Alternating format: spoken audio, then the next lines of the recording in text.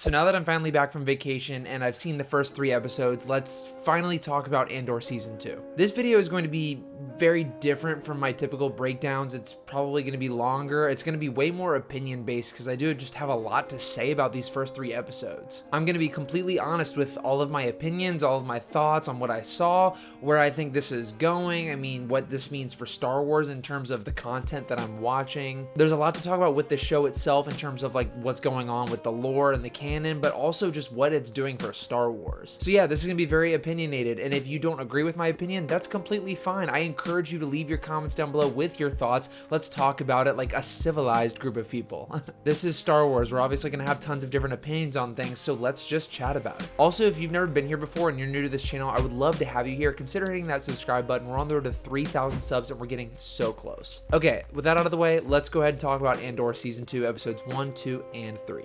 I'm Spider-Man.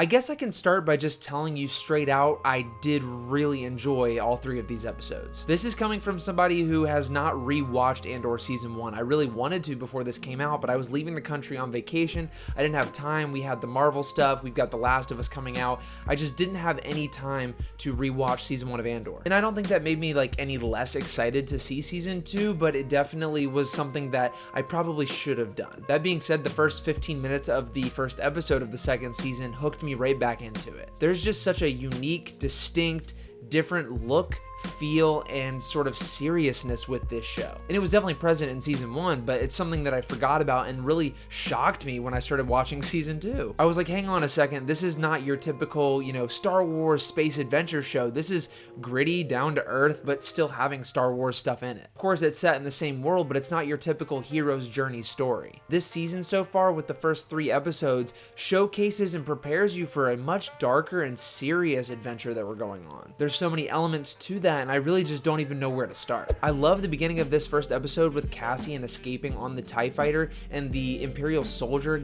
summoning the courage to be a rebel and leave what she is clearly enjoying behind because it's for the better cause. I think this was probably the best way to open this show, just considering where we're heading towards Rogue One and A New Hope. It was inspiring and really hooked its claws right into you to get you invested for the story that they're about to tell. I'm gonna be honest, I completely forgot about some of these side characters. Of course, I remember Cassian, his droid B2, Luthen, Mon Mothma, and Bix, but the other ones were definitely foggy for me. But that's okay because they just start building the characters back up again right from where we left them off. They do the thing that I don't know the typical term of in cinema, but they have multiple different plot lines going on at the same time that end up converging in the 3rd episode. We got Bix as well as her people on the farmland, and we have Cassian escaping the Imperials on this starfighter or this TIE fighter and having this whole conflict with these rebel refugees or starving people. I don't know what they were. And while I do feel like this season is going to be like the first one in the sense that it's a slow burn leading up to things,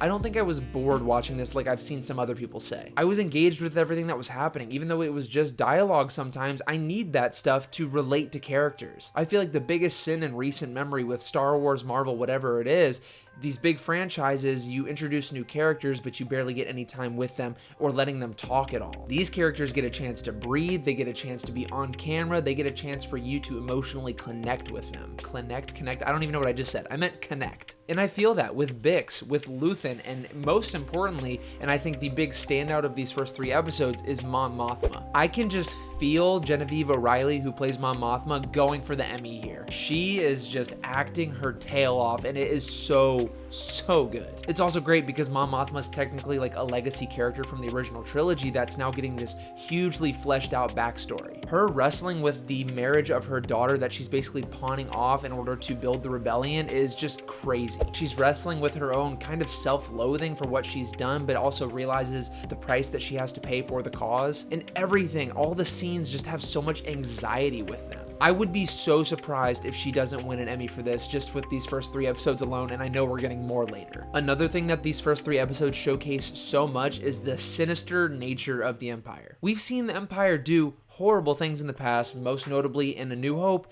blowing up an entire planet. And here we see a different side of the sinister empire doing things more on a personal level that are just atrocities and horrible, especially in the third episode with a very serious scene between an Imperial officer and Bix. Star Wars goes full adult here, going into these touchy subjects of assault and oppression, and it's just fascinating because it feels like it's taken very seriously. I've seen online some people, saying that this isn't Star Wars, and I hate to break it to you, I disagree. The whole thing about Star Wars is it's always just been for everybody. Of course, we'll have George Lucas, who originally created Star Wars, saying, yeah, it's for kids, but Star Wars has grown to not just be for children anymore. Revenge of the Sith is re-releasing in theaters. I'm going to see it tomorrow. That movie has things in it that are definitely not for children. Like it or not, Star Wars is labelless. You can't really pin it down to one thing. It's built for all demographics. Here we have the most adult thing that Star Wars has ever done in terms of mature content, whereas the last show we got, Skeleton Crew, was definitely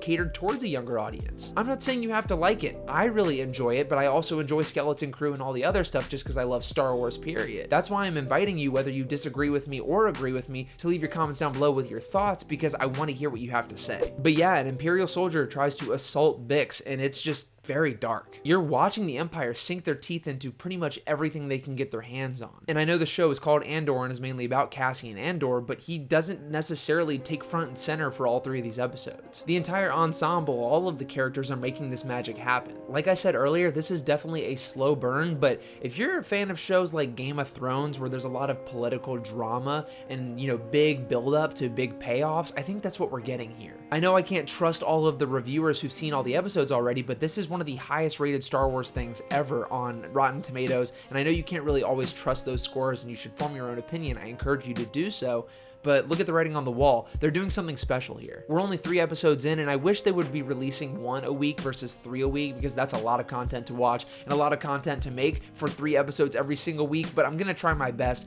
I thought this was just gonna be a easier way to go about doing these first 3 episodes because I just have more opinions on it. Of course, there were several Star Wars Easter eggs in this episode, such as Luthen's shop having a Plo Koon mask. We also have the appearance of Yavin 4, and there's tons of other things, but I think what's really cool about this is those are additional. They're not like the big things we're harking on with this episode or these episodes. I'm really intrigued by the plot, and that's just so exciting. It's scary almost. I mean, they're portraying the Empire as this end-all be-all doomsday force. That including the building of the Death Star with Krennic and the Secret Council. We have Dedra and Cyril. I mean, what's gonna happen with them? I almost completely forgot to talk about the scene with Dedra, Cyril, and Cyril's mom. They're doing some really interesting character work with these people, and I just cannot wait to see where it goes.